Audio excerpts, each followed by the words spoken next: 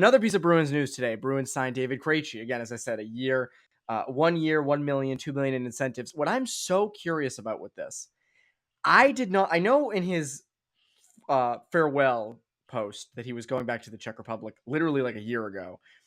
At the end, it said, this might not be goodbye forever. But I always thought, if he's moving his family to the Czech Republic and he's going home, I wouldn't expect him to come back even during the year. Like, remember the amount of times we talked about during last season, like, when's Mhm. Krejci coming back? Is he going to be out there at Warrior just skating around? But now I'm kind of surprised. Now I'm not surprised he came back because of all the stuff we've heard this summer. But I'm surprised in general that he came back to Boston, given that he moved his family to the Czech. And again, a million to pay 3.5 million in cap for your 1 and 2 centers is pretty good. But I'm just kind of surprised he came back.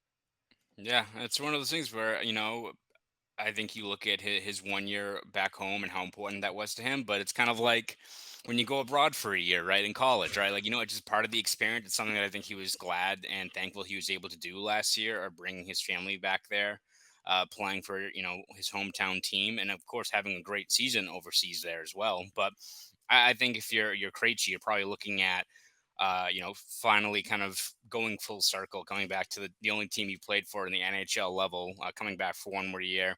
You have to imagine it has the feel of one last run with a guy like Bergeron. So I think for him, it's all about checked off the one thing that you haven't done yet in your career.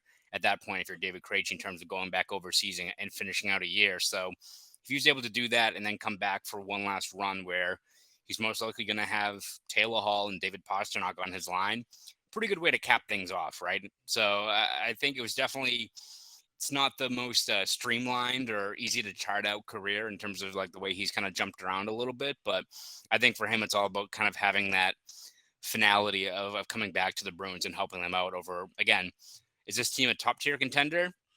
Remains to be seen. We'll see how they are, especially in the early going with the amount of injuries they have. But I think for him, just the opportunity to play with the guys that he's played with for over a decade now, one more time, was a pretty appealing offer for what, especially considering what he signed for, right? Like, it's not It like you had to throw a bunch of money at him. The fact that it was only a $1 million base salary, okay, he had some incentive wanting to come back here. Yeah, and I also think an interesting thing with Krejci is Bruce Cassidy is gone. Now, again, we'll talk to Krejci on tomorrow, Tuesday. I would not expect him to come out and be like, "Oh yeah, I actually came back because Bruce Cassidy's gone." So don't expect that. But I remember his comments when he first went to the Czech Republic, and he was like, "Oh, like now David Pastrak's on the second line. Like I couldn't have got that treatment." I I do think I know that Cassidy was not let go, or at least publicly was not let go because like, oh, he needs to be let go if Bergeron and Krejci are to come back.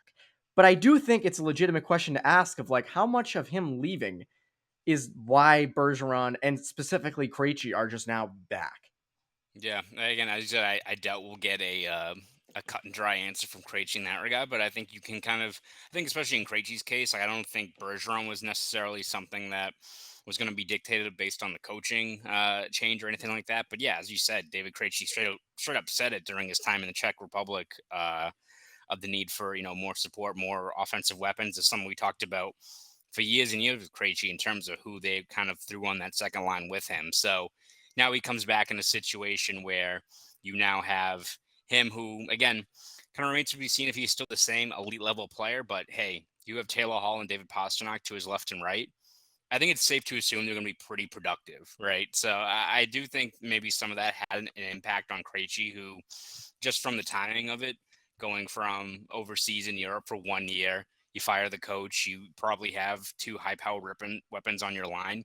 He comes back, kind of put two to two together, right? This isn't like True Detective where there's some great conspiracy here. It's kind of one thing kind of follows the other here in terms of where David Krejci's coming back. So I think for him, he's definitely motivated to come back and kind of get an actual legit kind of weapons with him on that line, because it makes plenty of sense in terms of why he'd want to sacrifice and only put down $1 million in base salary for next year. It's funny, Connor. I think a lot of Bruins fans felt really good this morning